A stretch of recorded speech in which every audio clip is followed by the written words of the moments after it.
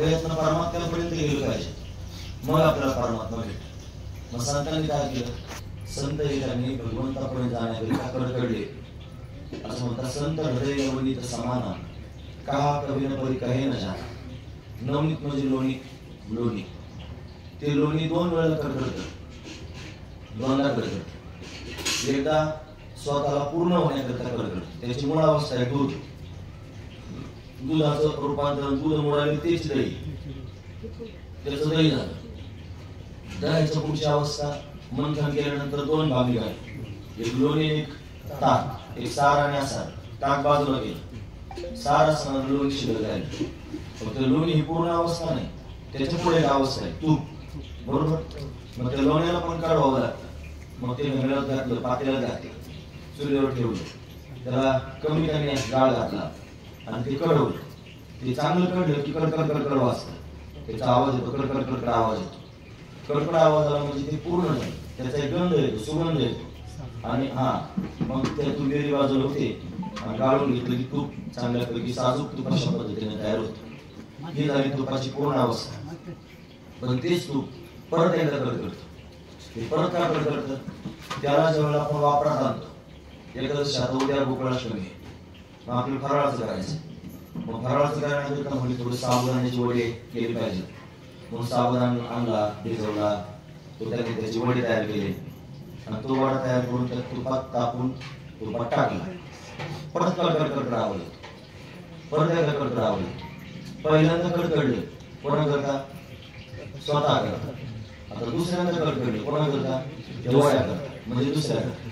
कसं संतांचं जीवन असतं, जे स्वतः करता आपण जेवढी जेवलो का संतांपर्यंत येतो. ते स्वतः कडकडले, आधी स्वतः करता, साधना केली, तपश्चर्या केली, वैराग्य धारण केले, या सगळ्या गोष्टी त्यांनी केल्या. कोणा करता? स्वतः करता. आणि हे सगळं करून ते पूर्ण झाले. आता काय करायचं शिल्लक राहिलं?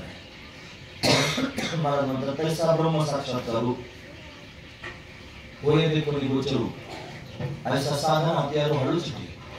त्याला ब्रह्म साक्षात्कार झाला असतो. मग तो ते साधन टाइम त्याचं बंद होतं. साधन कुठपर्यंत करायचं? जो अर्जुना तो बोध भेटीची ना म्हणा, तो या साधना भजवीच नाही. जोपर्यंत तो बोध अंतःकरणाला प्राप्त होत नाही तोपर्यंत साधन करावंच लागतं. आणि जर साधन म्हणजे बोध प्राप्त झाला की साधना थांबून जाते. महाराज प्राप्ती झाली पाठी आणि साधने सरती अपयशी, आपोआपच साधन संपून जातात आणि मग त्याला पूर्णत्वाची अशा पद्धतीने प्राप्ती होते. मग तो पूर्ण झाला की पूर्ण झाल्यानंतर थांबत नाही महाराज. मग तो काय करतो? तो दुसऱ्याला पूर्ण करण्याकरिता अट्टहास करतो. जसं तूप हे पूर्ण झालं पण ते थांबलं नाही, ते दुसऱ्याला पूर्ण करण्याकरिता अट्टहास करायला लागला.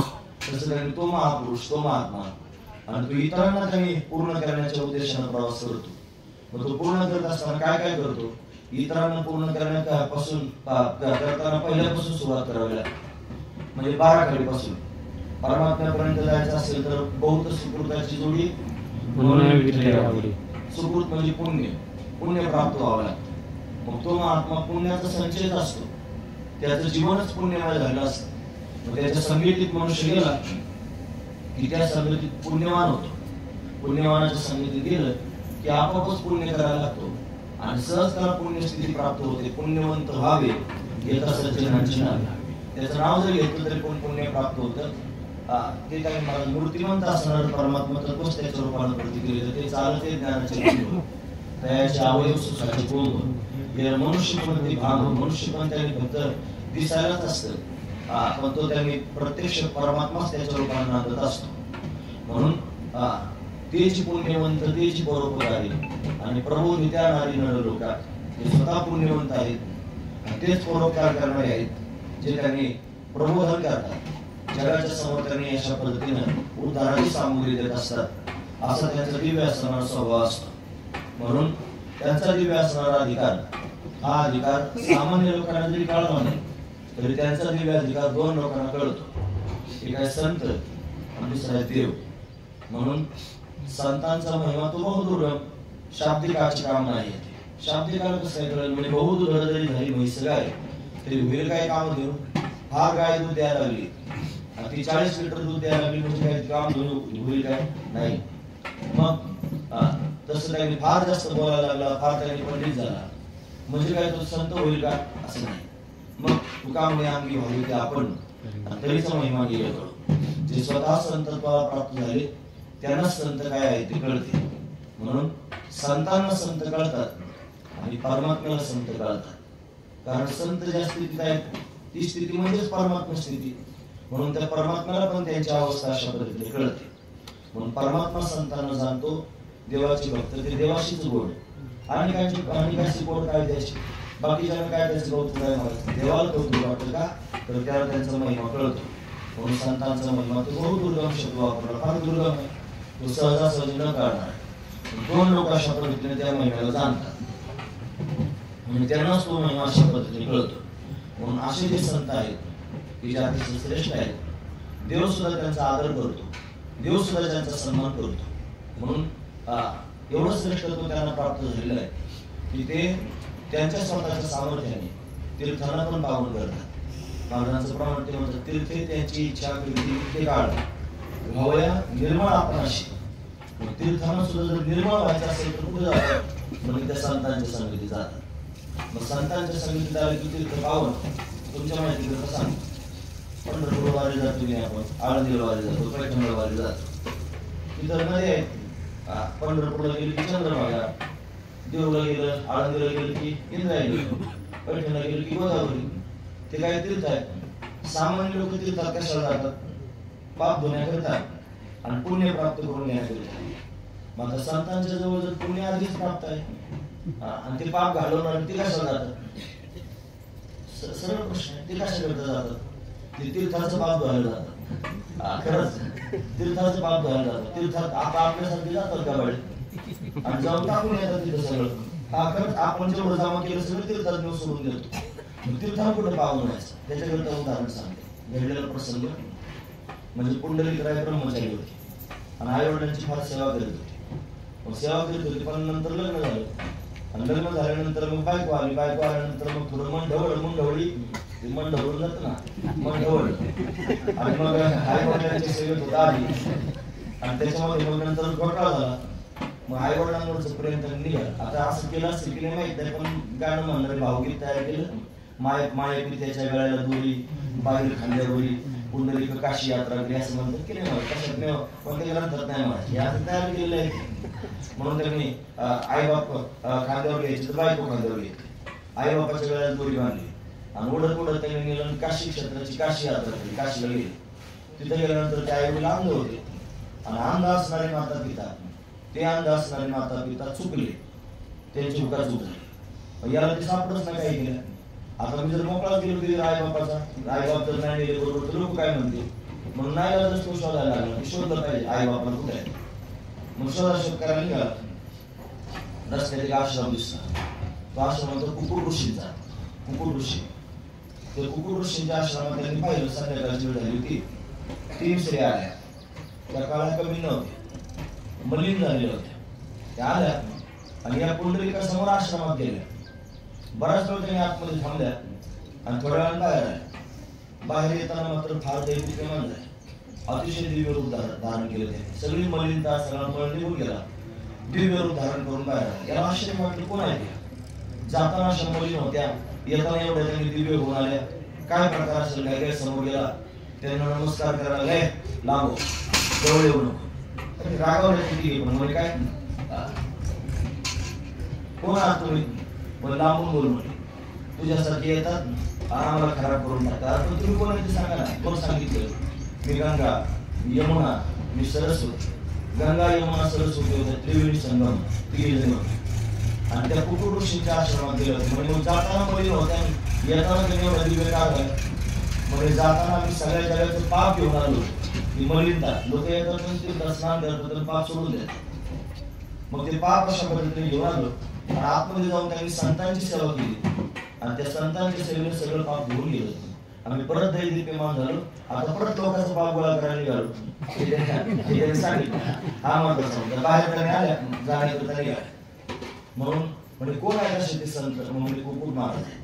म्हणजे कुकुट महाराजांच्या समोर गेले, दंडवत प्रणाम केला. म्हणजे काय तुमच्याकडे गंगा यमुना सरस्वती पवित्र होण्याकरिता येतात आणि तीर्थे त्यांची इच्छा करते नित्य काळ व्हावया निर्मळ. आपण शास्त्र आपण प्रमाण पाहिलं ते निर्मळ होण्याकरिता तुमच्याकडे अशी काय साधना करतात? त्यावेळी काय साधना करीत नाही, फक्त आई वडिलांची सेवा करतो. सगळं तीर्थांची पुढे जे एका माता पुत्र आणि त्याची चरणी केलं शरीर लोणली.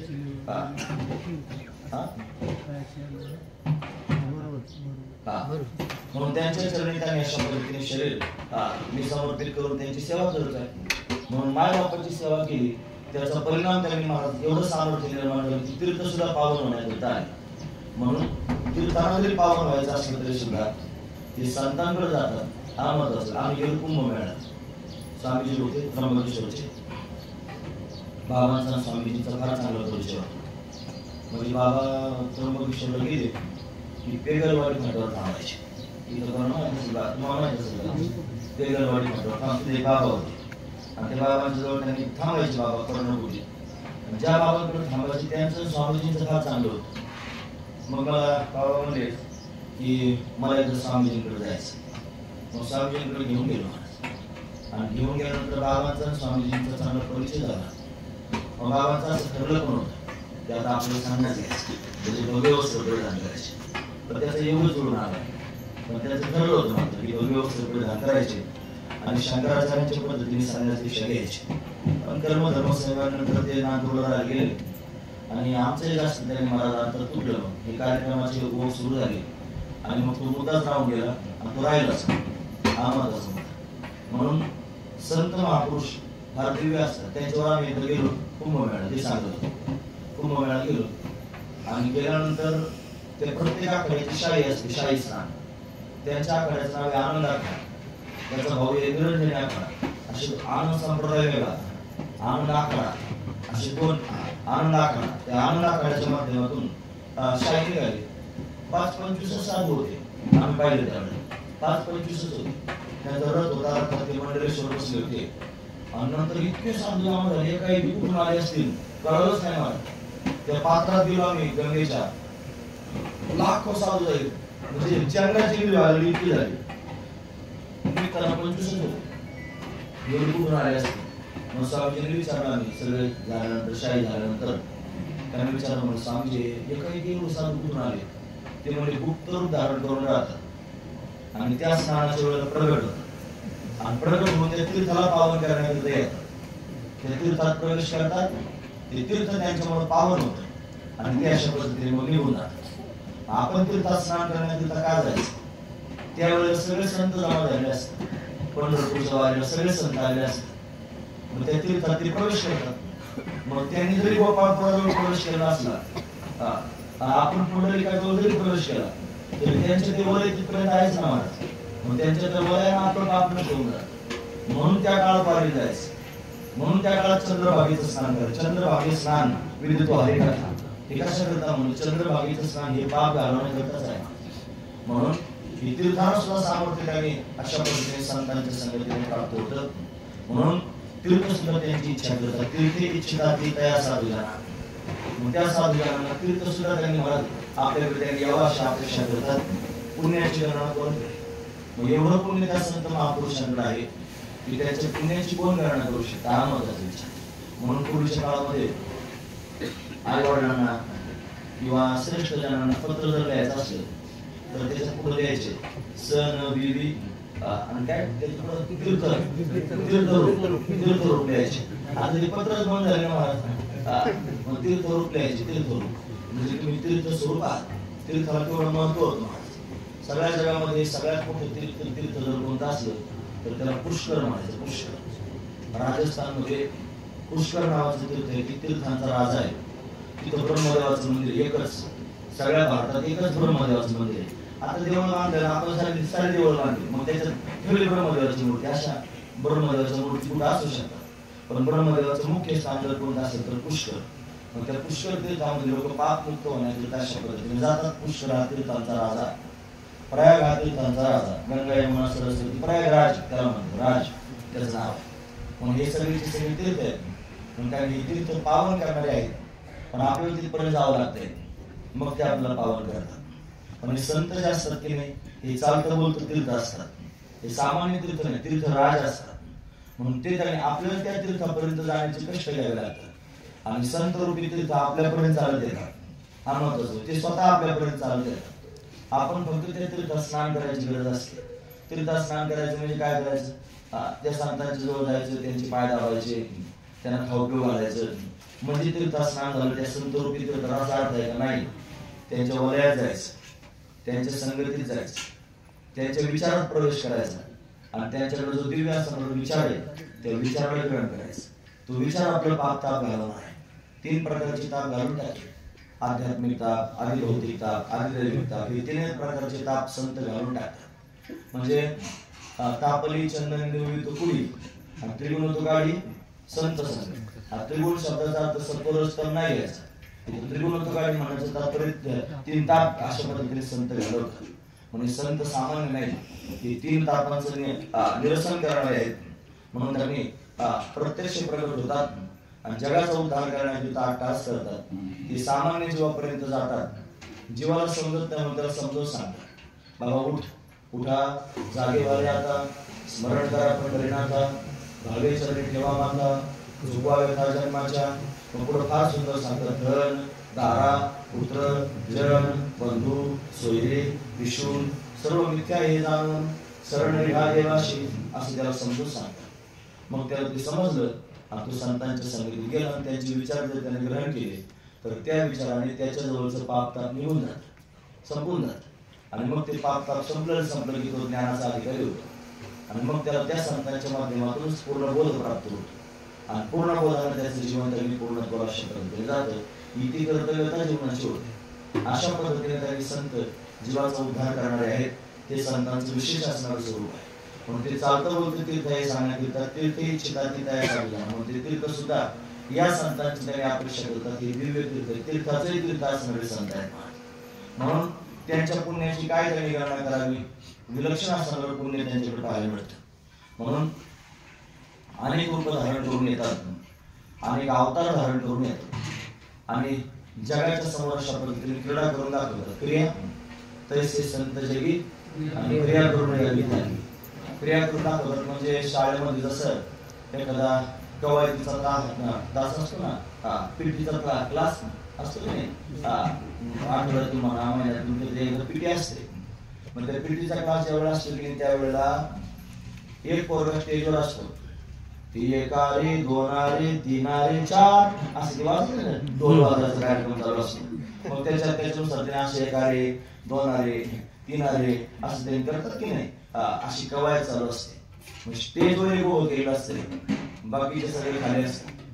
मग सगळ्यांनाच काय ते असं करता येत नाही काय. मग त्यांनी आपलं बरोबर यावं याच्याकरिता काय करायचं, त्या स्टेजवरच्याकडे पाहायचं. त्याला म्हणायचं गाईड. त्याला काय म्हणायचं? गाईड. ते गाईड उभं असते वरती. मग त्याने अशा हात केली की बाकीच्याने असे करायचे, त्याने अशी केली की मग बाकीच्याने असे करायचे, त्याने वर हात केली की बाकीच्याने वर करायचे. म्हणजे त्याच्याकडे पाहून सगळा कार्यक्रम करायचा. तैसे संत जगी. त्याचप्रमाणे संत क्रिया करून द्यावी त्या. मग ते म्हणतात एक आले, मग एक 2 आले, असं 3 आले, असं करा तुम्ही सगळ्यांनी. असं त्यांनी ते आपलं शिकवतात, गळे उतरवतात आणि मग आपलं जीवन सुद्धा त्यांच्यामुळे असंच पावन होऊन जातं. हा महत्वाचा विचार. म्हणजे शिकवण्याकरताच आहे. आपल्या बाबांचं जीवन जर आपण पाहिलं तर असंच होतं, शिकवण्यासारखंच होतं. त्यांच्या जीवनामध्ये सगळ्यात महत्वाचा गुण होता म्हणजे शांतता, दिव्य असणारी शांतता. मी कधी वडवड पाहिलीच नाही, धावपळही पाहिली नाही. त्यानंतर आपण म्हणून चाल बाबा तुम्ही इकडे जायचे, हळूच पाय खाली करायचे, हळू चालायला सुरुवात करायची. काही बोला म्हणलं की एकदम बोलायचं नाही. मला आता मी कसं आरडाओरडा करून बोलतोय, त्यांचा आवाज आहे असा म्हणजे शांत शब्दांमध्ये त्यांनी बोलायचे. आणि लवकर एखाद्या माणसाला काही कळायचं सुद्धा नाही. मग ते लक्ष देऊन ऐकावं लागायचं. मग अशा पद्धतीने ते आत्मसात व्हायचं. म्हणजे सगळं शांत. आम्ही बाबांना विचारलं, छगन बाबांना, ज्यांच्या पद्धतीने कीर्तन करतो मी, त्यांना विचारलं बाबा संत म्हणजे काय. एक तर सगळ्यात आधी चुकीचा प्रश्न विचारला. म्हणून मला संत व्हायचंय असं म्हणलं. ते मला म्हणले संत म्हणजे काय ते सांग. आता ते मला नाही सांगतात. बाबापणाच होतं संत व्हायचं. संत काय असं पाढे वाचून वाटायचं काय, पद वाचलं झालं संत, तसं नाही. असे पाढे पाठ केलं संत होत नसतंय. संत ही अवस्था आहे आणि ही त्यांनी स्वाभाविक प्राप्त होणारी अवस्था आहे. अशी नाही संत पण मिळत आहे. हाट म्हणजे बाजार. संत पण हे बाजारात मिळत नाही ती त्यांनी स्वतः स्वयंस्फूर्तीने त्यांनी प्राप्त होणारी अवस्था आहे. मला नाही सांगता आलं संत म्हणजे काय. मग ते म्हणजे तुला समजा असं सांगतो. म्हणजे काय, जे संत झाले ना ते संत, जे संत झाले ते संत. फार महत्वाचा मुद्दा सांगितलं. मग तसं शंकराचार्यांनी व्याख्या केली, सन्मार्गावरती नो संता. संतांची व्याख्या करताना म्हणजे जे सन्मार्गावर वर्तन करतात त्यांना संत असं म्हणावं. जे सन्मार्गावर आचरण करतात ते संत आहेत. म्हणून त्यांनी अनेक संतांच्या बऱ्याच व्याख्या आहेत. म्हणजे अनावृत्तत्वे सती, काय कृपाळुत्वे सती, अनावृत्तत्वे सती, हित प्रापकत्वम संतत्वम. जे त्यांनी कृपाळू आहेत त्यांना संत म्हणा. तत्वोपदेशेन सती, हितोपदेशेन संतत्वम. तत्वोपदेशेन सती हितोपदेशत्वम संतत्वम. म्हणजे तत्वज्ञानाच्या माध्यमातून हिताचा उपदेश करणारे जे असतात ते संत आहेत असं त्याचा अर्थ. या पुढे आपण कीर्तन केलं असताना एवढंच लोक मंडप बघा 1000 माणसाचा, आणि इतकेच माणसं म्हणलं तुला पण वाईट वाटलं असेल. बरे झालं की चांगलं झालं, सगळं मस्त आहे, आनंद झाला. ते पण टाळ वाजवा नको, दुमड वाजवा नको, काहीच नको, मस्त पैकी नापाचा कारभार, आवाज वाढवून, गेम वाढवून, बास कमीकरण वाढवून, मला संपले सगळे मस्त झालं. बाबा पण खुश, बाबा प्रसन्न आहेत, बाबा मस्त पैकी. म्हणून त्यांचं सगळं जीवन शासन होत. मला हे सांगायचं, दोन्ही बाबा खुश, बाबा खुश. म्हणून संत जीवन हे अतिशय श्रेष्ठ जीवन आहे. ते म्हणले जे संत झाले त्यांना संत असं म्हणायचं. संत झाले म्हणजे काही वडवड राहिले नाही. काही वडवड राहिले म्हणजे काय, काहीच मिळवायचं राहिलं नाही. संत तीर्थयात्रेला चला, फार तीर्थयात्रा फार चांगली असते, चला तीर्थयात्रे चला म्हणले. दुसरा आला तो आला, महाराज काय तीर्थयात्रे ठेवले, तीर्थी धोंडा पाणी, देव रोकडा सज्जने, नको जाय, बसा, कॅन्सल कॅन्सल. म्हणजे जायचं निघा, नाही जायचं बसा. काही काही वडवड झंझट नाही महाराज. तुम्ही म्हणतातच का काही काही काम शिल्लक राहील, कोणत्याही प्रकारचं काम शिल्लक राहील नाही. काम नाही, काम नाही, चांगलं पाहिजे, काम रिकामी झाले, काही कर्तव्य राहिलं नाही. म्हणजे जीवनामध्ये संतत्व आहे. काहीच करायचं शिल्लक राहिलं नाही. काही क्षण, आता ह्या क्षणाला सुद्धा लगेच सोडून द्या म्हणले की सोडून द्यायचं. म्हणजे ती पहिले मेरूची शिखरी, एक योगी निराकारी, मुद्राळावरी खिचडी, राण्याने बसली, तेने सांगेली माया, तेजेली कंधा काया, मन गेली विलया ब्रह्मानंदा माझा. तेने सांगेली माया, त्याने सगळी मायाच टाकून दिली. ही माया टाकणं तेवढं सोपं नसतंय व्यासपीठावर बसून बोलण्यासारखं. खरं सांगतो, खरं सांगतो, तेवढं सोपं नाही. त्याच्याकरिता अभ्यास असावा लागतो. कारण अभ्यास उपकार नाही, अभ्यासच फार महत्वाचा. अभ्यास म्हणजे भूकंपतीचा अभ्यास नाही. अभ्यास म्हणजे वृत्तीला घासणं हा अभ्यास आहे. वृत्तीला घासावा लागणार. आणि वृत्तीला जर घासायचं असलं तर त्याला कानच घ्यायची, वृत्ती अशी हातात धरायची, घासायची, असं त्याचा अर्थ होतो का नाही. असं कानशीने वृत्ती घासता येत नाही. मग वृत्ती घासण्याकरता अंतर्मुख झालं पाहिजे, कधीतरी शांत बसलं पाहिजे आणि त्या वृत्तीला बारकाईने पाहिलं पाहिजे. कुठं कुठं जाते, काय काय छंद आहे तिला, कशातून बाहेर जाते, डोळ्यातून जाते, कानातून जाते, तोंडातून जाते, त्वचेतून जाते, कशातून पण बाहेर जाऊ शकते वृत्ती. म्हणून वृत्ती कशातून बाहेर जाते लक्ष ठेवायचं. आणि ती बाहेर जाणारी वृत्ती तिला अंतर्मुख करायचं, तिला शांत करायचं. याच्याकरिता साधन दिलं देवाने आपल्याला. आपला श्वास, प्रत्येक श्वास, हा श्वास कुठून तयार होतो, कुठं जातो, परत कसा येतो, त्याचं बारकाईने चिंतन करायचं. त्याच्यात एक स्पंदन आहे, त्या स्पंदनाकडे लक्ष द्यायचं. आणि आपल्या स्वरूपाचा असणारा जो बोध आहे तो बोध त्याच्यावरती बसवायचा. आणि प्रत्येक श्वासातून त्याचं चिंतन करायचं. त्याचा जप करायचा नाही म्हणलं मी तुम्हाला, कारण ते जपण्याचं नाही, आजपा. ज्याचा जप नाही होत आजपा, ते जप करण्याचं नाही, आजपा आहे. आणि स्वाभाविकपणे चालू आमचा युगायुगीचा खेळ, हा युगायुगाचा खेळ आहे. म्हणजे त्याच्यातून दिव्य असणारी अनुभूती आहे. घासायची प्रक्रिया सांगते, घासलं पाहिजे, असं घासलं पाहिजे, नासाग्र दृष्टी ठेवावी. नास आग्र म्हणजे काय? नाकाचं टोक कुठे आहे? कुठे आहे? इथं आहे? नाही, तिथं नाही. आग्र म्हणजे नाकाची सुरुवात कुठून झाली? हा, आग्र म्हणजे सुरुवात. नाकाचं टोक इथं, इथं दोन भुवयांच्या मध्ये. हा, इथून नाक सुरू झालं, त्याला नासाग्र म्हणायचं. हा, बरं तिथं नासाग्र दृष्टी म्हणजे काय? की नाकाचा आग्र जिथं आहे, नाकाचं टोक जिथं होतं त्याला नासाग्र पण म्हणतात आणि भ्रूमध्य पण म्हणतात. म्हणून भ्रूमध्य दोन भुवयांच्या मध्ये संपूर्ण त्याने वृत्ती तिथे एकवट करायची आणि प्रत्येक श्वासावर लक्ष द्यायचं आणि आत जाणारा श्वास आणि बाहेर येणारा श्वास त्याच्यावर गुरुवाक्य बसवायचं आणि बसवलं की ते आपल्या कानाने ऐकायचं. तुमच्या लक्षात येतं?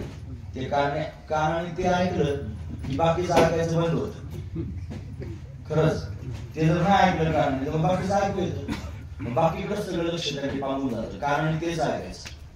एवढी एकरूपता त्याच्यामध्ये होते की त्या एकरूपतेनं पुढे आणखी त्याच्यात खोल पदार्पण होत आणि ते पदार्पण झालं की मग अनेक नाद, अनेक प्रकारचे स्वाद, या सगळ्या गोष्टी अनुभवायला येतात. मग चणचण, चिन अशी तरी नाद ऐकायला येतात. मग शेवटी मेघनाद, ढोल वाजल्याचा आवाज येतो. पहाटे 3:30 वाजता आमच्या आजोबा बसायचे, आजोबा वडिलांची वडील, ते बसायची की ध्यान करीत बसायचे. एक दिवशी त्यांना विचारलं, बाबा काय करता? असं सकाळी उठून नाही, केवळ शांत बसता, तुम्ही काय करता? ते म्हणले ढोल वाजते, ढोल. म्हणजे ढोल वाजतात. आपण काय करतो? लहान लेकरं असल्यावर काय त्यांना काय कळतं? 3री 4थीला ते म्हणायचे ढोल वाजतात. मग ते जेव्हा लहान होईल पण त्यावेळेला मग ते कळलं. एक दिवशी असंच मला दीक्षा झाल्यानंतर तळघर होतं आपल्या घरी चासला आणि त्या तळघरात ध्यानाला बसलो. ध्यानाला बसल्यानंतर आणि शांत ध्यान लागलं आणि असं वाटलं की बाहेर फार पाऊस पडतोय. पाऊस पडल्याचा असा भास झाला आणि फार विजांचा कडकडाट होता, ढगांचा कडकडाट, विजा कडकडत होते. मी ध्यानाला बसले विचार करीत होतो, आता ध्यानावर उठलो की पहिला बाहेर जाऊन पाहिजे किती पाऊस पडलाय, खरंच किती पाऊस पडला, नक्की बाहेर जाऊ, असा विचार करत करत ते ध्यान पूर्ण झालं. आणि जेव्हा खरोखर ते तळघराचं झाकण उघडून बाहेर आलो, ते पूर चालणं पडलेलं होतं.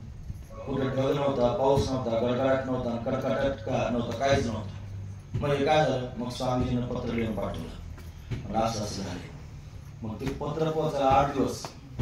मग ते पत्र लिहून प्रत्युत्तर द्यायला परत 8 दिवस, असे 15 दिवसांनी उत्तर यायचं. मला असं होतं, काय होतं सांगा.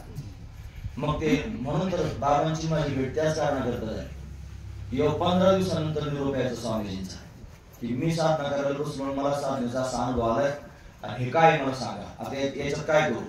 मग हे त्यांनी मार्गदर्शन होत नव्हतं. मग बाबा केळगावला यायचे, कोतकर परिवार, तुम्हाला माहित असेल कोतकर परिवार, आपल्याला येत असतील कदाचित ते कधी कोतकर. मग ते कोतकर परिवार त्यांच्या घरी आठवड्यात बाबा यायचे, आपले बाबा. आणि बाबांना थोडा त्वचेचा प्रॉब्लेम झाला होता, त्याच्याकरता औषध द्यायचं म्हणजे डॉक्टरची गरज. मग आपले डॉक्टर आमचे वडील, मग ते म्हणजे फार चांगले डॉक्टर, केळगाव दवाखाना होता. बाबांना दवाखान्यात आणलं आणि दवाखान्यात आणल्यानंतर मग ते ट्रीटमेंट सुरू झाली. मग बोलता बोलता विषय झाला की हे ध्यान योगाचे चांगले सिद्ध पुरुष आहेत असं कळलं आणि मग परिचय झाला. मग सांगितलं आमचे स्वामीजी तिकडं, आम्ही पण ध्यान साधना करतो. मग स्वामीजी त्याची गाठ घालून दिली. मग स्वामीजी म्हणले, बघ असे पत्र लिहायचे, पाठवायचे, मग उत्तर यायचं, वाट बघायची. त्यापेक्षा हे बाबा तू तुझी साधना, तुझा अनुभव त्यांना सांगायचा आणि ते काय तरी सांगतील त्या पद्धतीने करायचं. मार्ग एकच आहे असं स्पष्ट सांगून टाकलं स्वामीजींनी. म्हणून त्यांनी अशा पद्धतीने हा मार्ग आणि मार्गदर्शन या दोन्ही गोष्टी बाबांकडून अशा पद्धतीने सापडल्या. एकच तत्व होतं, एकच परंपरा आहे, ती समजून सांगण्याची पद्धत पण एकच आहे, या सगळ्या गोष्टी एकच आहे. म्हणूनच हे सगळं जुळून आलं. म्हणून अशा पद्धतीने ध्यानाला बसलं की मग हळूवारपणे अंतर्मुख व्हायचं आणि सगळ्या जगाचा संघ सोडून द्यायचं. हे बघा, असं नाही जग सोडतात, खरंच जग नाही सोडतात. असं त्या जगाचं मूळ स्वरूप कळलं पाहिजे, मग जग सुटत. त्या जगताविषयीची आसक्ती संपली पाहिजे. ती कधी संपल? जेव्हा त्यातलं मूळ स्वरूप कळत आहे. हसायचा दाखला सांगू का? जावई बापू आले सासूरवाडी, फार लांबचे होते. ते आले सासूबाईला फार आनंद झाला, जावई आले. आणि जावई आले आणि त्यांच्याकडे चांगला स्वयंपाक करायचा म्हणून खीर करायचा. चुलीवर खीर करण्याकरता सगळी सामग्री जमा करून ठेवली, पातेलं ठेवलं. फार चांगली सामग्री टाकली. त्याच्यात बदाम, काजू, खोबरं किसून घाल, आमकं घाल, जावई आले मनुके घाल, बेदाणे घाल, फराळ घाल, असं सगळं त्याच्यात घाल. आणि चांगली ती खीर त्यांनी चमच्याने अशी हाताळायला लागली. पण ती सर्दी झाली खरंच. आणि त्या हॉलमध्ये बसली जावई आणि तिच्या आतमध्ये, आणि त्याच्या अशी चौकणी खिडकीमध्ये, आणि खिडकीतून सासूबाई दिसत होत्या मामी. आणि त्या खिराच्या हातीत होत्या. आणि त्यांना ती सर्दी झाली होती. सर्दीने त्याच्या नाकाला शेवटाची लोळी यायची. त्याचं तसं चाकाशी होते ते फार म्हणजे सतर्क होते, ते ओढून घ्यायच्या. म्हणजे असं जास्त झालं की त्या शेंबूरवर ओढायच्या. ओढून काही फायदा होत नव्हता. बराच वेळ काही झालं सगळं. जावं लक्षच होतं. नंतर त्याचं कंट्रोल सुटलं आणि तो शेंबूर ते खीर पडलं. खीर फार चांगली झाली होती आणि शेंबूर पडलं खीर. आता काय करायचं? सगळा स्वयंपाक तयार झाला, जेवायला वाढलं. कथा कीर्तनामध्ये हा रस पण असला पाहिजे.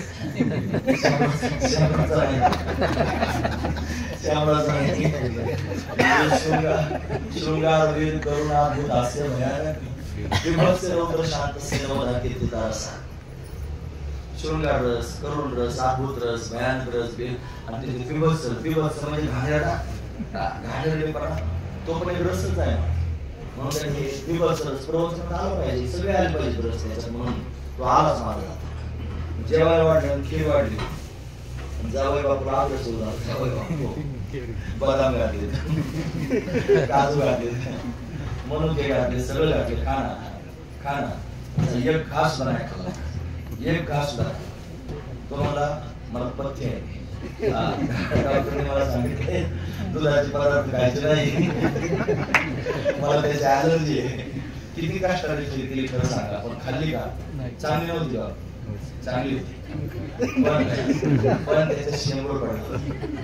मग त्याचं वर्म करावं, एक घास सुद्धा नाही. मग संसार खिरीसारखाच आहे. त्याच्यात बदाम, काजू, मनुके सगळं घातलं. सगळा संसार असं बायकोन, पोरगण, थाटण, सगळं संपत्ती, वैभवन, या सगळ्या गोष्टी त्या बदाम काजू सारख्याचे. पण ते सगळं असं तर जडण खूप ग्रुप आहे. हे शेंबूर पडणार त्याच्यात. हे जर नाही कळालं तर मग मात्र संसारच गोड आहे. संसार चक्रामध्ये पडला की तो नष्ट करावा. अनादी संसार माझे चक्र, नित्य विषय भोगिता पाहिजे. घसावले चित्ताचे काही पुढं काय वारंवार देईल. म्हणून चित्ताच्या ठिकाणी ठसावले गेले, त्याच्यातच मनुष्य वाहून जातो. म्हणून हे बाजूला होणं तेवढं सोपं नाही. त्याच्यानंतर मार्ग असला म्हणून नाही आपल्या जर करता आलं तर भगवंताची शरणागती लागते. देवाला जर आपण शरण गेलो ना तर देव आपल्याला सगळं चित्र दाखवतो. ते म्हणतात हे सगळं नाशिवंत आटी प्रिया पुत्र प्रमाण, नाशिवंत आटी प्रिया पुत्र. याचं नश्वरत्व कळालं की मग वृत्ती तिकडे धावत नाही. वृत्ती आज शांत होतो, डोळे बंद करून नासागर किंवा भ्रमध्यास पद्धतीने दृष्टी ठेवून ध्यान ज्ञान मुद्रा, याला ज्ञान मुद्रा म्हणायचं, किंवा ध्यान मुद्रा, याला ध्यान मुद्रा म्हणायचं.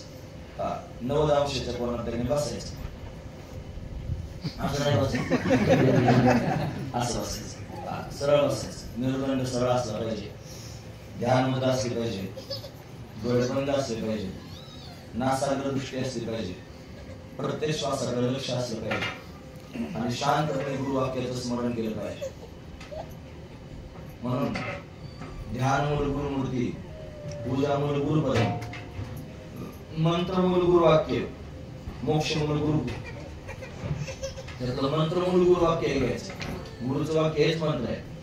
त्या मंत्राचं चिंतन करायचं, त्याचं ध्यान करायचं. आणि जेवढं जास्त होईल 20 मिनिटापासून सुरुवात करायची. एकदम कसं होईल, 20 मिनिटं आधी बसायचं, मग 25, मग 30 मिनिटं बसायचं, मग 35, 40, 45, 50 मिनिटं बसायचं, 55 मिनिटं बसायचं, मग 58 मिनिटं बसायचं, की मर्यादा 58 मिनिटं. त्याच्या पुढे 2 मिनिटं जर झाले 1 तास, 1 तास का होईना पण एका जागेवर शांत चित्ताने बसायचं. जेवढं जास्त बसता येईल तेवढं जास्त बसू शकता. जास्त बसण्याकरिता गणपत बाबाची गरज आहे. दुसरे नाही जास्त बसू शकत. तेच त्यांच्या सामर्थ्य आहे. म्हणून ते बसतात आणि त्यांना ते शक्य होतं. म्हणजे 7 दिवसाचा सप्ताह ध्यानाचा केला तर निमार्ग सप्ताह तरी एकटे सोडून घे. बाकीच्यांनी येऊन बसायची गरजच पडत नाही इतर त्यांनी. आणि चंद्रबाई आहे तर पुढे बस नाही घातलं काय.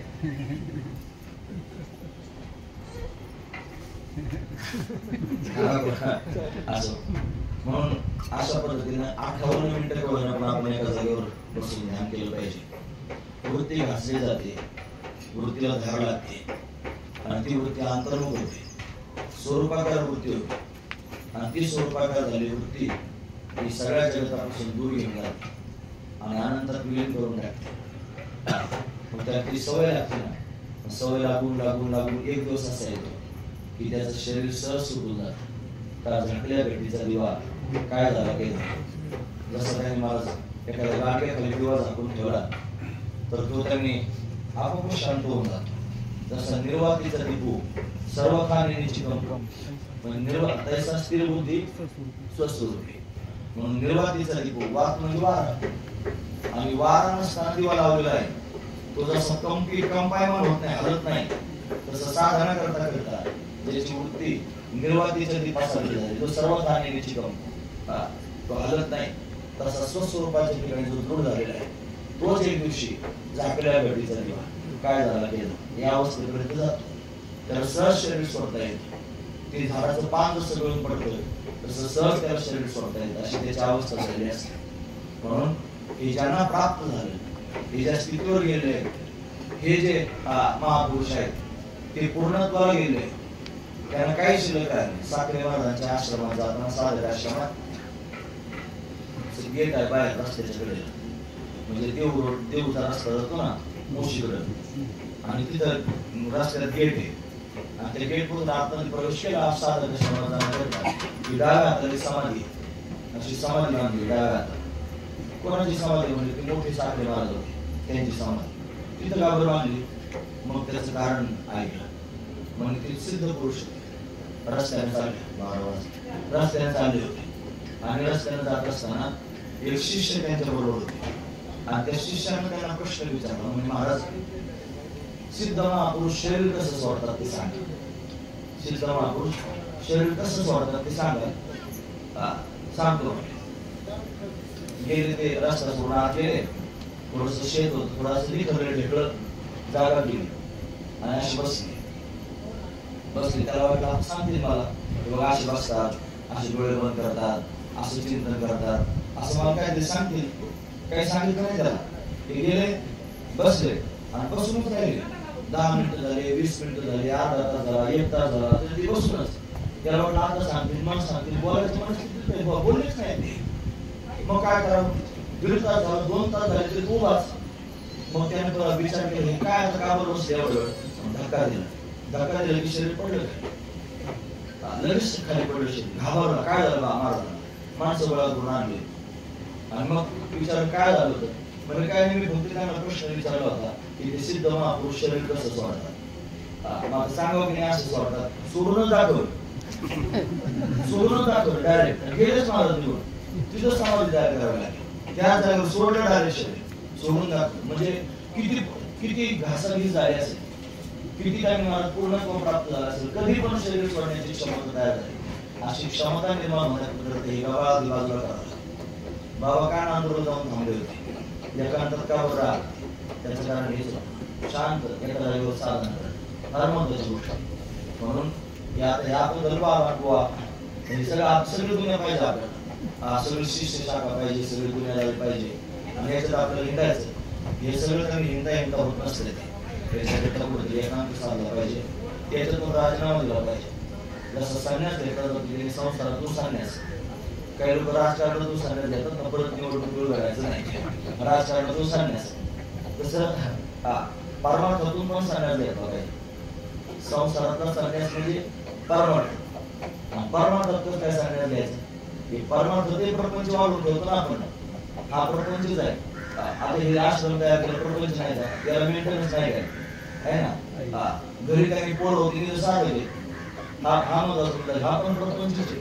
या सगळ्या गोष्टी प्रपंच आहेत. या सगळ्या प्रपंचाला कोणत्या टाकून द्यावं लागेल आणि एकांत साधावं लागेल. कशाकरिता गिरिकांडावर जाऊन राहतो, कशाकरिता गुहेत जाऊन राहतो, हे कशाकरिता होतं, त्याच्याच व्याजासाठी जप, व्याजासाठी तप, व्यासी अमुक ग्रंथ केले. ग्रह प्रपंच जरी देव जोडे तरी का सेविती गिरीकडे आणि राज्य टाकून गेले थोडे ते काय वेळे म्हणाले. म्हणून गिरिकांडावर जाऊन अशा पद्धतीने राहतो. म्हणजे आश्रमाशी स्थान कोपी व्हा, हा महत्वाचा होता. आता हे अण्णा इथं सगळे पाहू राहिले की नाही, आता या अण्णा हे सगळं नावावर रुपयाला लावायचं राहिलं. आता त्याचं वय कमी आहे की थोडंसं हळूहळू वय वाढलं की मग त्यांनी त्यांच्यासारखे दुसरे अण्णा व्हायचे. ते प्रपंच अन्नाच्या वेळात घालून द्यायचं आणि प्रपंच अन्नाच्या वेळात घालायच्या आधी कुठेतरी जागा पाहून ठेवायची मस्त. आणि त्या जागेमध्ये आत्मचिंतन, स्वरूप चिंतन त्यांनी करायचं आणि परमार्थातून पण संन्यास घ्यायचा, शांत होऊन जायचं, मस्त व्हायचं. ही मस्त स्थिती जीवनाचा पूर्णविराम अशा स्थितीमध्ये गेलं पाहिजे. पण कधी जेव्हा सगळं कार्य पूर्ण होईल त्यावेळी म्हणजे संत महापुरुष उद्याच जाते आता काय जाईल ते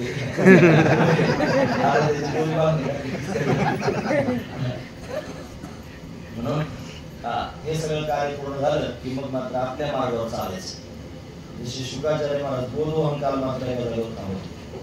गावरान गायची धार काढायला जेवढा वेळ लागतो ना तेवढाच वेळ एका जागेवर थांबवतो, त्याच्यापेक्षा जास्त थांबत नव्हते. म्हणून साधू पुरुषांनी म्हणजे सरिता पैती होती साधू चरतात नाथ संप्रदायातले साधू चालत राहायचे. महाराज काय 12 वर्ष पुण्याच्या जागेवर यायचे. ते बांगलादेशात गेले होते तिकडं, ती सरस्वती भेटली मच्छिंद्रनाथ महाराज आणि तिला संत तिला म्हणून भस्माची कवळ दिली. 12 वर्ष पुढे आले कुठे तिने ती दिली टाकून त्या उकेरड्यात आणि मग ते रागवले की कुठे टाकली जातो. 12 वर्षानंतर उकेरड्यासमोर गेले. मग अलग निरंजन म्हणले की आदेश घालू शब्द आला. गोरक्षनाथ महाराज प्रत्यक्ष प्रगट आहे. म्हणजे 12 वर्षातून एका ठिकाणी जायचं म्हणजे किती करायचं, फिरतच जायचं अशी त्यांची अवस्था. म्हणजे त्यांना लोकेशन नाही, पुढे बोर्ड लावायचं नाही, पुढे नाही, झंझट नाही, काही फेसबुकला पोस्ट टाकायची नाही, व्हॉट्सअपला काही SMS पाठवायचं नाही, काही खटखटच नाही. मला मस्त त्यांच्या मस्तीमध्ये मस्त. मग काय कोणाचा परिचय करून घ्यायचा नाही, चालत राहायचं अशी त्यांची अवस्था. कावर चालायचं स्वतः पूर्ण झालेले आणि जगाच्या हिताकरता चालायचं म्हणजे तीर्थासारखं कार्य करायचं.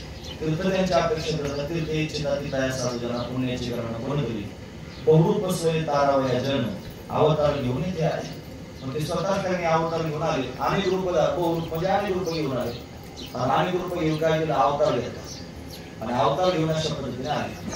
आपण कोण अवतार म्हणतो, काय अवतार करून ठेवला. अवतार म्हणजे काय, जे जसं नाही ते तसं करून दाखवून याला अवतार म्हणायचं. खरं तर मूळ स्वरूप काय सच्चिदानंद स्वरूप आणि ते सच्चिदानंद स्वरूपाला प्राप्त झाले असून सुद्धा लोकांसमोर काहीतरी करायचं म्हणून अवतार घेऊन आले. सोम मला म्हणतात हे सोम सारखे या रूपे आनंद आणि पुढे बौद्ध देव जसा सोम घेऊन येतो तसे त्याचे भक्त सुद्धा सोम घेऊन येतात आणि सोंगाचं काम झालं की सुट्टी अशी त्यांनी सुट्टी करून टाकली. तसं त्यांनी बहुरूपे सोय तारावया जन फार रूप धारण करून लोकांचा उद्धार करण्याकरिता येतात. अवतार घेऊन येते, अवतार घेऊन या ठिकाणी आले. म्हणून असे श्रेष्ठ आहेत की ब्रह्मदेवाला सुद्धा जे प्राप्त झाले ते त्यांना प्राप्त झाले. ब्रह्मदेवामध्ये फार मोठा प्रपंच आहे. तो कोबरा म्हणते ब्रह्मादिक पदे दुःखाची शिराणी. सामान्य दुःख नाही, सगळ्यात श्रेष्ठ दुःख जर कोणाला असेल, सगळ्यात जास्त दुःख कोणाला, ब्रह्मदेवाला. ब्रह्मादिक पदे दुःखाची शिराणी. 4 मूर्त्यांचा प्रपंच करायचं म्हणून तरी नाकात लव येतात. सगळे जीवजंतू पोसायचे, मग त्याला किती कपडे करायला लागतात, त्याला किती त्रास. म्हणून हे सगळे पदामध्ये दुःखाची शिराणी. म्हणून ब्रह्मदेवाला सुद्धा त्यांनी विश्रांतीची आवश्यकता पडते. ब्रह्मदेवाला सुद्धा विश्रांती घ्यावी वाटते. कोण विश्रांती देईल, हे संत त्याला विश्रांती देतात. तिथं स्पष्ट लिहिलंय ब्रह्मादिक देव इच्छितात ती भेटी. ब्रह्मादिक देव सुद्धा त्यांच्या भेटीची इच्छा करतात. अमृताची वृष्टी क्रिया तैसी. म्हणून त्यांनी त्यांची जी क्रिया आहे, त्यांचं जे वागणं आहे ते कसं आहे, जसं काय अमृताचा वर्षा व्हावा असं त्यांचं जीवन, असं त्यांचं बोलणं, असं त्यांचं वागणं प्रत्यक्ष पाहायला मिळतं. ते हवेशीच वाटतात, हा महत्वाचा विचार. मग ते प्रत्यक्ष काही दिव्य रूप धारण करून येतात आणि ब्रह्माधिकारांना सुद्धा त्यांनी अशा पद्धतीने तृप्त करून ब्रह्माधिकार त्यांची वंदिती पायवली म्हणजे नाम घेवदनी पाप जाय असं आहे ना. त्यांच्या भेटीचे अर्थ ब्रह्माधिकार पूज्य सकल लोकांचे हे पण ब्रह्माधिकार त्यांची वंदिती पायवली नाम घेवदनी दोषदाय असं आहे. म्हणजे त्यांनी ब्रह्मादी देव सुद्धा त्यांच्या चरणाची वंदना करतात. पण ब्रह्मदेवाला सुद्धा ते वंदनीय का बरं वंदनीय आहे? त्यांची क्रिया अमृतासारखी आहे, जे त्यांनी अमृत स्वरूप अशा पद्धतीने करून टाकणारे आहेत. म्हणून असे दिव्य असणारे संत अवतार घेऊन येतात. बहिणी म्हणे ज्यांची बोलणे सहज वेदांताची बीज हाती बसे. ते सहज बोलतात, पण सहज बोलता बोलता वेदांताचे तत्वज्ञान सांगतात. त्यांच्या हातात त्यांनी वेदांताचं बीज अशा पद्धतीने आहे. म्हणजे बीज शब्दाचा अर्थ होतो सार. एका बीजात फार असते ना, वडाचं झाड असते की नाही, त्याचं बी फार बारीक असते, झाड फार मोठं असते. एवढ्या बियामध्ये एवढा मोठा वृक्ष सामावलेला असतो. किती मोठा वृक्ष असतो, पण एवढ्या बीजात असतो. का बीजच झाले करू का भांगाराचे अलंकारू तैसा म्हणजे एकाचा विस्तारू ते जग.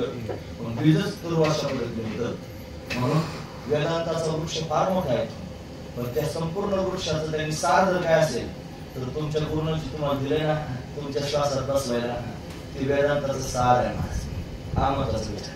ते त्यांच्या हातात आहे, ते वेदांताचं बीज आहे आणि ते त्यांच्या हातात. बहिणी म्हणे ज्यांचे बोलणे सहज वेदांताचे बीज हाती बसे. ते वेदांताचं बीज आपल्या हातात घेऊनच फिरतात आणि वाटण्याकरिताच निघाले. हे सगळ्या जगाला वाटीत राहतात. मग वाटणं हाच त्यांचा धर्म आहे. जमा करून तरी काय करायचं महाराज, ते जमा करून ठेवायचं कुठं, हा महत्वाचा विचार. आता आपण बोलताना उपक्रम करताना तुमच्या ध्यानात असलं तर बघा, त्यांना काहीच कर्म शिल्लक राहत नाही. मग त्यांची निश्चित सेवा जरी केली तरी पुण्य प्राप्त होते. मग ते कसं काय प्राप्त होत असेल, त्यांना लागू होत नाही ना पाप पुण्य. मग त्यांच्या हाताने चांगलं कर्म घडलं की ते पुण्य संचार पडते. मग ते कोणाला द्यायचं, जे त्यांची सेवा करतात त्यांना पुण्य देऊन टाकायचं, ते आपोआपच जातं. मग ते परत आता रस्त्याने चालायला लागले आणि एखादी मुंगी मेली पायाखाली, जीवनमुक्त जरी झाला मुंगी मेली, मुंगीला वेदना झाली की नाही, वेदना झाली म्हणजे पाप लागले की नाही, मग कुठं मांडायचं पाप, ते त्याच्या नावावरच जातं. पण मग कोणाला जातं ते, जे त्याची निंदा करतात, जे त्याची खलबत्ती फुटतात, त्याच्या वाटेल त्याचं पाप. म्हणजे मुक्त महापुरुषाचं जे पुण्य ते त्यांनी त्याची जी स्तुती सेवा करतात त्यांच्या वाटेल जातं. आणि मुक्त महापुरुषाचं असणारं पाप जे त्याची निंदा करतात, ज्यांना छळ करतात, त्रास करतात, त्यांच्या वाटेल जातं. अशा पद्धतीनं तो महापुरुष तसाच राहतो. म्हणजे तुका म्हणे आम्ही झालो अग्निरूप आणि लागून येते पाप पुण्य आम्ही. त्याच्या अंगाला पुण्य लागत नाही, पाप लागत नाही, तो मस्त बरी करत असतो. तो त्याच्या महिमेमध्ये मस्त अशा पद्धतीने झाला असतो. आणि सहज बोलतो, सहज बोलणे हितोपदेश करून सायास शिकवली. पण सहज बोलणं हाच त्याचा उपदेश असतो. वक्ते बाबा आले गावात कीर्तनाला, कीर्तन वेळ संडास जायचं होतं. संडास जायचं चालू म्हणजे ते खेडेगाव होतं, टॉयलेटची व्यवस्था होती, बाहेर जायची. मग ती बाटली आणली छोटी बघून वेगवेगळी, त्याची वेगळ्या भाषेत त्याचा आवाज जरा खरबडा होता, असं करायचं. ते काय आणलं म्हणजे संडासला जर जायचं असलं तर 1 शेर पाणी नेलं पाहिजे, हे शास्त्र आहे. किती 1 शेर पाणी संडासला जायचं, 1 शेर पाणी नेलं पाहिजे, हे शास्त्र आहे. संडास मारल्यानंतर गुडघ्यापर्यंत पाय धुतले पाहिजे, कोपरापर्यंत हात धुतले पाहिजे, 8 वेळेला पाणी गुळणा केलं पाहिजे आणि तोंडावर पाण्याचा हात फिरवला पाहिजे, हे शास्त्र आहे. म्हणजे संडासला जाता जाता शास्त्र सांगितलं नाही कळत तुम्हाला, हे शास्त्र आहे नाही. संडास जेवढा हातात घेतलं शास्त्र सांगितलं, म्हणजे हे शास्त्र आहे. म्हणजे त्यांचं जीवन कसं झालं बघा. असं प्रवचनापासून शास्त्र सांगते. याच्यात काय भाऊ म्हणायचे की त्यांच्यात गुंडा महाराज, खांदारकर महाराज, त्यांच्या तोंडातून शास्त्र असं धो धो धो अशा हात करायचे, असं धो धो धो धो शास्त्र त्यांनी वाद म्हणायचे, असं तोंडातून शास्त्र वाद. प्रवचनात याच्यात काय बोल आहे, संडासला जाताना शास्त्र पाणी प्यायला लागले आणि त्यांच्या समोर कोणतरी ग्लास घेतला आणि पाणी प्यायला, वरून पाणी प्यायला, हे वरून पाणी पिऊ म्हणजे शास्त्र सांगितलं. आणि काय शास्त्र, वरून पाणी प्यायचं, तोंड लावूनच पाणी प्यायचं. आणि का बरं तोंड लावून पाणी प्यायचं म्हणले, त्या पाण्यामध्ये सूक्ष्म जीवजंतू असतात. जरी दिसत किती गाळून घ्या, फिल्टर करा, काय का सूक्ष्म जीवजंतू त्याच्यात असतातच. तुम्ही वरतून जर पाणी ओतलं ना तोंडात तर त्या जीवजंतूंना खोल जरी पडल्यासारखं होतं आणि मरतात तर मरतातच. आतमध्ये गेल्यावर आतमध्ये चक्राने येणार ते पळून निघतात, ते मरणारच आहे. पण मरायच्या आधी त्यांना भीती वाटते आणि ते घाबरतात. ते घाबरले की त्याचं पाप लागते. घाबरणं म्हणजे वेदना होऊन आणि वेदना झाली की ज्याच्यामुळे वेदना झाली त्याला पाप लागते. मग ते जैन लोक तोंडाला मुस्कट कशाला लावते? तोंडाला ते लावलं असतं ना त्यांची ती पट्टी आणि ते पाणी पिताना पण त्याचे डोस गाळून द्यायचे. म्हणजे शास्त्र पाणी प्यायचं कसं अशा पद्धतीने केलं पाहिजे. म्हणजे हे जेवायच्या टायमाला शास्त्र, पाणी प्यायच्या टायमाला शास्त्र, जेवायच्या टायमाला शास्त्र सांगितलं. दोन्ही हाताने जेवण करतात लोक. भाकरी घेतली का मुरुड आणायची, लगेच त्याच्यात वरतून कालवण टाकायचं की दोन्ही हाताने कार्यक्रम चालू ठेवायचा. दोन हाताने जेवायचं नाही, शास्त्र आहे, बांधण्याचं नाही.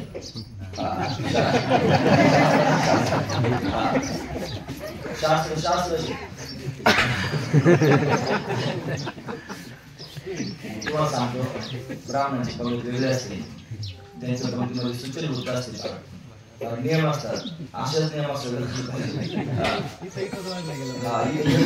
भात वाढला पाहिजे, चटणीत असली पाहिजे, पोळीत असली पाहिजे. ते जर ऊर पडलं तरी पडत झालं तर बरं ते असं जेवायला बसल्यानंतर त्यांचं लक्ष असतं बारीक. जरी समजा एखादा त्यांनी सांगितलं नाही मी ब्राह्मण आहे आणि तो जर जेवायला बसला खूप आहे ते आधी काय खातोय त्याने जर का चपाती मोठी आहे ब्राह्मण नाही, आधी भात खाल्लं पाहिजे, पहिला भात, नंतर मग कोणता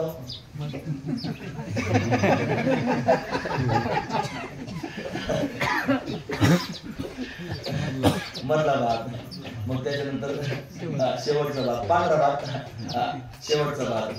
म्हणजे शास्त्र. जेवायला पण शास्त्र आहे, पाणी प्यायला शास्त्र आहे, प्रत्येक गोष्टी शास्त्र आहे. हे शास्त्र ते चालता चालता सांगतात.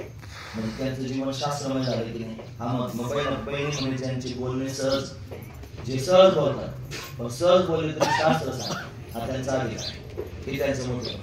आणि ते त्यांनी बोलता बोलता तत्वबीज सगळ्या जगाला वाटते चालतात. तत्वबीज कोणाला पण देऊ नये, खरंच कोणाला पण देऊ नये. हे तत्वबीज जर समजा तुम्ही कोणाला पण दिलं आणि त्याने जर सांभाळलं नाही तर ज्ञानाला पण दोष आहे, ज्ञानाला पण दोष लागतो. सगळ्यांना द्यायचं नाही. त्याला काय म्हणायचं, तुला परमार्थ करायचा ना म्हणून रामकृष्ण आहे. तू म्हणतो रामकृष्ण मंत्राचं अनुष्ठान कर. मग तो जर खरंच श्रद्धावान असतो तर करतो. मग त्याला म्हणायचं वाच, ज्ञानेश्वरी वाच, वाचू नये. मग त्याला म्हणायचं 6वा अध्याय वाच, कुंडली योग आहे ना तो वाच. असं हळूहळू हळूहळू त्या मुद्द्यावर आणायचं. मग त्याला प्रश्न उद्भवला पाहिजे, उपदेश केला पाहिजे. उपदेश कोणाला? शहाण्याला का वेड्याला? कोणाला? शहाण्याला का वेड्याला? शहाण्याला जर उपदेश म्हणतो शहाणा आहे, उपदेश काय बरे म्हणजे वेड्याला उपदेश केला की आपल्याला उपदेश शहाण्याला, उपदेश वेड्याला. मग कोणाला? शहाणा असून वेड्यासारखा करतो ना. असं उपदेश करायला गेला पाहिजे. असं उपदेश त्याने करायचा. त्याला बरंच काय कळतंय पण कळून त्याला ओळख नाही.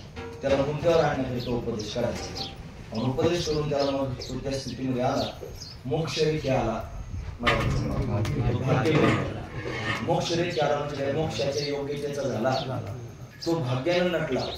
आणि मग साधूचा अंकीला हरिभक्त. अंक शब्दाचा अर्थ तो मांडी आणि अंकीला म्हणजे साधू त्याला आपलं करून घेतात, अंकित करून घेतात, हरिभक्त अशी त्याची अवस्था तयार होते. मग तो मोक्षाच्या योग्यतेचा झाला का हे आधी पाहिलं पाहिजे. मग तो मोक्षाच्या योग्यतेचा झाला म्हणजे मोक्ष झाला, जिज्ञासा निर्माण झाली, त्याला प्रश्न उद्भवायला लागले की मग त्याला हळूच सांगायचे बघ हे सगळं बाकीचं जे आहे ना अख्खं गबाळ आहे. याच्यातून ऊत धरून जाण्याकरिता एकच आहे, काय? त्याचं नाव आहे बीज. आणि ती काय बीज आहे? तत्वबीज, वेदांताचे बीज आहे.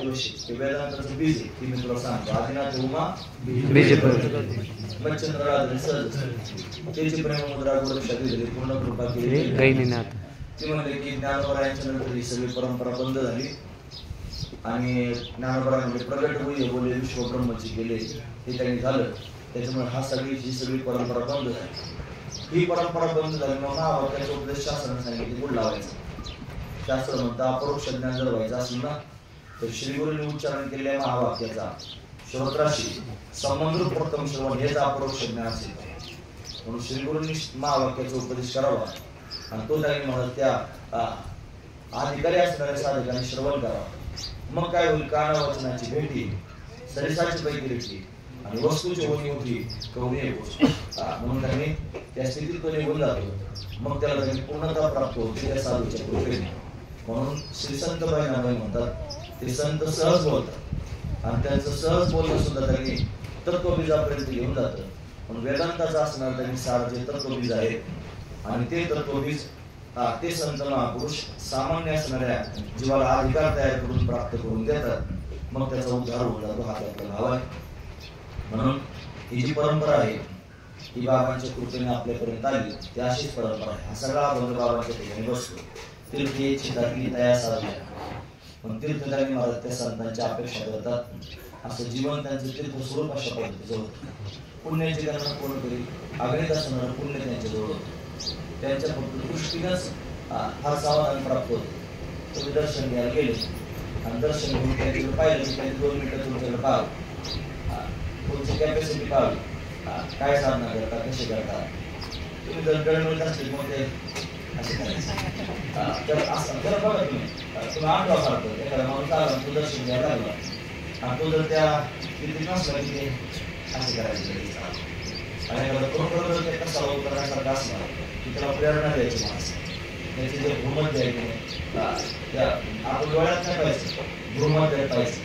आपण काय करतो डोळ्यात पाहतो नाही तसं नाही पाहिजे. भ्रूमत देण्याचं ठिकाण इथून जाते पाहिजे. त्याचं पाहिलं की एकाग्रताने पाहत राहिले की दोघांची ऊर्जा एक होती. ये हृदयाची ते हृदय घातली जे काही असेल त्याची ऊर्जा त्यांनी नेत्रातून प्रवाहित आणि प्रवाहित झाली ऊर्जा दुर्जानासारखं काम करतो. दुधाच्या बळीचं घातलं की अख्ख्या बघूला दुधाचं दैव त्यांनी फक्त ऊर्जा दिली प्रेरणा दिली. ती प्रेरणा जीवाचा त्यांनी उद्धार करून टाकली. अशा पद्धतीने ते सर्वांचं कल्याण करण्याकरिता शांत स्थितीमध्ये सर्वांकडे पूर्ण दृष्टीने पाहत तीर्थासारखे होते. सर्व लोकांना त्यांनी महाराज पुण्य प्राप्त करून देणार होते. आणि साधू संत जसे वेगवेगळ्या जाती धर्मांच्या जन्माला आले तसे त्यांनी महाराज लोहार समाजाच्या जन्माला आले.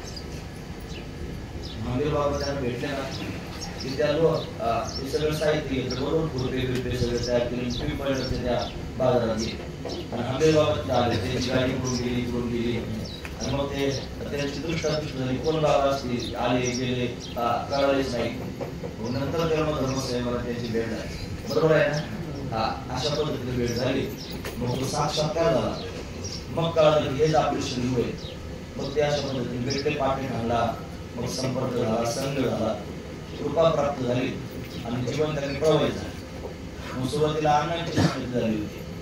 मग बाबांनी मला सांगितलं होतं अण्णांच्या पद्धतीने कीर्तन पण करायला लागले होते. म्हणजे बाबा पहिले कीर्तन पण घेत होते. पण त्या अण्णांची संस्कृती सुटल्यानंतर ही कीर्तन बंद झालं. मग ही बाबांची त्यांनी परंपरा प्राप्त झाली. मग ध्यानावरचा फार छंद लागला आणि त्या छंदामध्ये स्वतःला सोडून दिलं.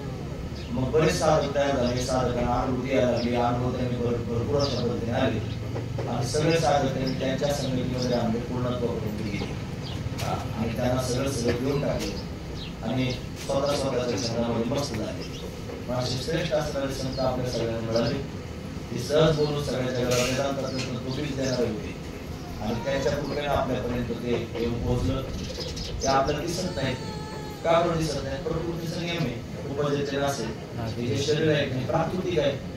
प्रकृतीमध्ये विलीन होणारच आहे. त्या नियमानुसार अनुभव सांगतो आम्हाला. भरपूरला बापूराव महाराजांना भेटायला गेले आणि तिथे ज्यांना काही अनुभव सांगतो साधना करायला बसलो की कोणीतरी यायचं कुरवडायचं डोळे उडून पाहिजे कोणी दिसत नव्हतं. असा अनुभव आहे. म्हणजे बाबांनी त्या संन्यासी महाराजांना अनुभव सांगितला. ते म्हणजे घराला बसलं की कोणीतरी यायचं डोक्यावर हात ठेवायचं आणि कुरवाडायचं आणि डोळे उघडून पाहिलं की कोणी दिसत नव्हतं. म्हणजे काय होतं? बाबांनी 2 पुस्तकं लिहिले. एक साधक संजीवनी एक सिद्धांची भूमी आणि पंढरीचं वर्णन करणारं छोटंसं पुस्तक लिहिलं होतं. विटेवर उभा. आणि मग तुकोबरायांची अभंग गाठाले, अभंग गीता लिहिली की नाही, त्याचं पण ते आहे आता सध्या तयार होत राहिले. म्हणून असे 2-3 ग्रंथ बाबांनी लिहिले. त्याच्यामध्ये सिद्धांची भूमी हा जो ग्रंथ आहे की नाही, त्याच्यात गावामध्ये सगळंचे सगळं वर्णन केलं. म्हणजे ही सिद्धांची भूमी कशी आहे, इथं त्यांनी महाराजांचं वास्तव्य कसं आहे, ते कसे दिव्य स्वरूपात राहतात आणि त्यांचं दर्शन कशा पद्धतीने होतं, ते कशा पद्धतीने भेटतात, त्याचं वर्णन त्या ग्रंथामध्ये आहे. आता ते ग्रंथ पुढे मागच पडले. त्याच्या दिसले की ते तुमचं काम आहे, त्याला परत एकदा प्रकाशित केलं पाहिजे.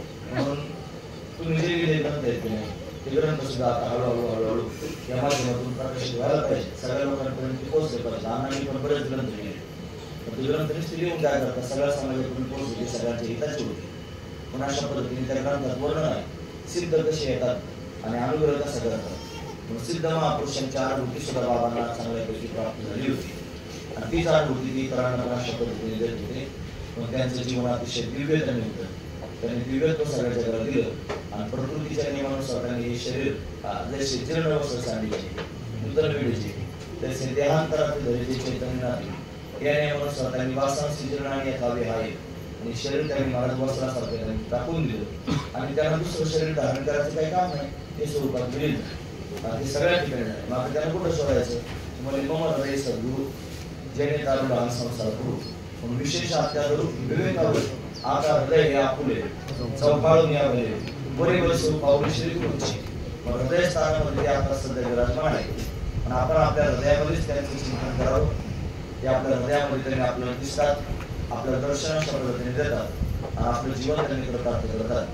आणि असं त्यांनी बाबांचं जीवन आपण संक्षिप्त रूपाने श्रवण केलं. प्रापंचिक जीवन आणि पारमार्थिक जीवन दोन्ही जीवन अतिशय महत्वाचे असतात. मग प्रापंचिक जीवनामध्ये बाबांनी फार खडतरता सहन केली, कष्टातून अशा पद्धतीनं मुलांना लहानचं मोठे केलं. पण बाबांच्या चेहऱ्यावर खंत कधीच पाहायला भेटले कशाचीच नाही. त्यांना मुलगा होता एक सीताराम, आमच्या बोरगडीचा होता सीताराम त्याचं नाव होतं आणि त्याचं लग्न ठरलं होतं आणि हळद होती. काय त्याच्या डोक्यात आलं काय माहिती, जायचं निघून आणि हळदीच्या दिवशी निघून गेला. आलाच नाही, अजून पण आला पण ऐका त्याच्या पुढचं गेला तर गेला, माझं नाव दाखवून गेला. खरंच मला विकास आलाय, मी त्याला घ्यायला चालू कुठं म्हणते आळ्या फाट्याला आलाय म्हणून मी त्याला घ्यायला चालू सांगितलं. मग बाबा म्हणजे विकास आला जा म्हणजे गेले पण आळ्या फाट्याला आणि गेला तर गेलाच ना, परत आलाच नाही. मग आमच्याकडे फोन यायला लागले, सीताराम आला का, नाही आम्हीच लागणार यायच्या तयारीत होतो, लग्न राहिलं सगळं राहिलं. पण बाबांच्या चेहऱ्यावर मात्र काही उद्विग्नता पाहायला भेटली. तुम्हाला आठवते उद्विग्नता काय, चेहऱ्यावरचे भाव काय बदलले नाही, काय टेन्शन नाही, काय नाही, आता काय करत गेलं आलाच नाही मला.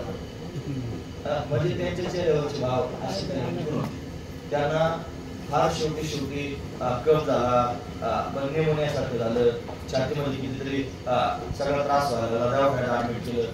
पण ते मला असं काय होतंय आणि मी असं आजारी पडलोय त्याचं कारण कधीच राहिलं नाही. त्यांना त्या त्वचेचा त्रास होता की नाही, कधीच त्यांचा त्रास त्यांनी असा मला त्रास होता असं म्हणलेच नाही, कधीच म्हणलं. त्या फोड यायचे, मी माझ्या हाताने फोड फोडलेले, फोड डोक्यात यायचे, कुठं पण यायचे, ते फोडायचं मी. फोडल्यानंतर त्याच्यातून ती घाण काढायची, त्याला काही ड्रेसिंग करायचं नव्हते, छोटे छोटे असायचे. पण वेदना होत्या तर मला फार त्रास होतोय असं कधीच नाही म्हणलं. याचं कारण काय, स्वतःच्या शरीरावर त्यांनी मला पूर्णपणे विरक्त झाले. त्याच्याविषयी काही आसक्ती राहिली. मी आत्मा आणि आत्माबरोबर रूप आहे या भूमिकेत मस्त झाले. नंतरच्या काळामध्ये भगवान श्रीकृष्ण परमात्म्याच्या भक्तीचा छंद लागला होता, जे त्यांनी ध्यान योगाचे दिव्य साधन कृष्ण भक्तीमध्ये पदार्पण केलं होतं. पण या आश्रमाला काहीतरी भक्तियोगाचं काहीतरी नाव दिलं होतं. भक्ती शब्द त्याच्यात आवर्जून घातला होता. त्याचं कारण फक्त आपल्या भागवत कथा होत्या. खरंच आपल्या त्यांना भागवत घेऊन जायचं, भागवत कथा ऐकायची. रामेश्वरला गेलो, रामकथा ऐकली. रामकथा ऐकली, दोन रामकथा झाल्या, 2 टीम आल्या होत्या. पहिली टीम आली, पहिल्याकरता रामकथा झाली, परत दुसरी आली, दुसऱ्याकरता रामकथा झाली. अशा रामकथा ऐकल्या. त्यांना द्वारकेला नेलं, देवकर महाराज होते. द्वारकेला नेऊन त्यांची तुला केली, तराजू घालून तुला केली. फारच सोहळा मोठा झाला आणि भागवत कथा ऐकली पूर्ण. ही भागवत कथा रामकथा ऐकून जे दिव्य असणारे शुकाचार्यासारखे योगी पण भगवान श्रीकृष्ण परमात्म्याच्या छंदात त्यांनी पडले आणि भगवंताच्या भक्तीत पदार्पण केलं होतं. शेवटची स्थिती म्हणजे शेवटी 2-4 वर्षातली असणारी स्थिती होती. म्हणून सगळं जीवन पूर्ण झालं, भगवंताच्या भक्तीत वाहून घेतलं. आणि जसं क्रियेनं नाश होतो आणि ज्ञानानं बाध होतो आणि प्रेमानं विसर पडतो, तसं त्यांना भगवंताचं प्रेम प्राप्त झालं आणि प्रेमानं स्वतःच्या शरीराचा विसरच पडला आणि मस्त झाले. मस्तीमध्ये स्वतःच्या थोडंसं निमित्त केलं आजारी पडण्याचं आणि शरीर टळपडासारखं टाकून दिलं आणि स्वतःच्या महिन्यामध्ये मस्त होऊन स्वरूपाकार त्यांनी महाराज झालेले. ते स्वरूपाकार होऊन आज 2 वर्ष त्यांनी झाले, म्हणजे द्वितीय पुण्यतिथी आहे आणि तो सोहळा आपण या ठिकाणी साजरा करत आहोत. कर्मधर्म संयोगाने याच कालखंडात गावातला पण कार्यक्रम होतो आणि मग आता आपली कोंडी आहे म्हणून मी महाराजांना सल्ला दिला की हा पुण्यतिथीचा जो कार्यक्रम आहे अमृत थाटामाटात 1 दिवसाचा संपूर्ण करायचा आणि मोठा कार्यक्रम जर करायचा असला तर काय गुरुप्रतिपदा. गुरुप्रतिपदेला श्रीगुरूंचा महिमा म्हणून त्या कालखंडामध्ये सगळ्या लोकांना सुविधाकारक होईल आणि त्यावेळेला सप्ताह करायचा. आता या काळात सप्ताह केलं म्हणजे ही चिखलाची स्थिती आहे अशी कायम सुरू करा. दरवर्षी हा पाऊस, दरवर्षी कागद टाकावा लागणार, सगळ्या गोष्टी कराव्या लागणार. गुरुप्रतिपदेला थोडं सुलभ असणार, सगळ्या लोकांना सुखकारक होण्यासारखी गोष्ट आहे.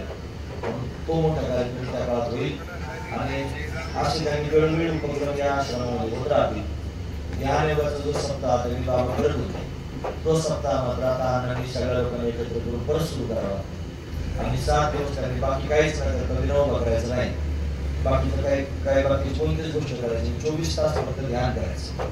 जसं विनाप्रा हातात घेऊन एक तास झाला की दुसऱ्या विना घ्यायचा, तसं ध्यानाचा जो सप्ताह आहे त्याची 1 तास एकाने बसायचं, दुसऱ्याने पुढच्या काही दुसऱ्या तासाला बसायचं. म्हणजे 2-4 लोक एका वेळेला बसतील अशी व्यवस्था करावी आणि एक माणूस कायम स्वरूपी 24 तास बसला असला पाहिजे अशी काही सप्ताह या ठिकाणी संपन्न करावं. बाबांचे जेवढे साधक वर्ग आहेत त्या सगळ्या साधक वर्गांचा तपास लावावा, पाडलेले त्यांची यादी करून घ्यावी, त्या सगळ्यांच्या स्वतः संपर्कात जावं आणि सगळ्यांना संपर्क करून कोल्हापूरकर येथे सगळे सातारकर सगळ्यांना संघटित करावं, एकत्र आणून आणि एकत्र आणून सगळ्यांचा मेळ घालून आणि बाबांची सेवा सर्वांकडून घ्यावी. अशा पद्धतीने उपक्रम राबवित राहावे. ही तुमचं कर्तव्य आहे आणि तुम्ही ते त्यांनी करीत राहा आणि आपण सगळ्यांनी त्यांना सहकार्य करीत राहा. म्हणून अण्णा ती परंपरा जरी चालत असली तरी सुद्धा आता आपल्याकरता अण्णा म्हणजेच बाबा, सर्व गोष्टी अण्णा. आपण तुम्ही तिकडे जर गेली ना त्या गडांच्या परिसरात, भगवानगड, गिरनारगड, हे सगळे ते लोक त्या गादीला फार प्रेम करतात ना, गादीवर फार प्रेम करतात. ती गादी आहे म्हणतात, ते एवढं प्रेम कोणी आणून बसला ते त्याच्यावर प्रेम करणार आणि तेवढंच कट्टरगिरी करणार.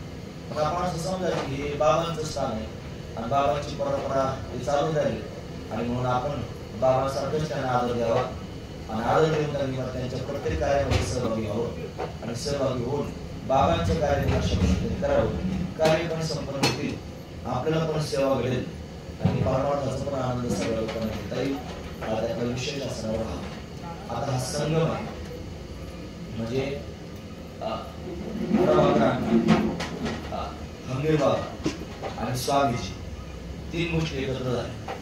म्हणून जेव्हा कधी बाबांचं मंदिर होईल त्यावेळेला जर बाबांची मूर्ती बसवायची असली तर त्यांच्या पाठीमागे हे 3 बसवायचे, हे 3 बाजूला त्यांनी बसवायचे आणि मध्यभागी फार तर हंबीर बाबांची मूर्ती त्यांच्या पाठी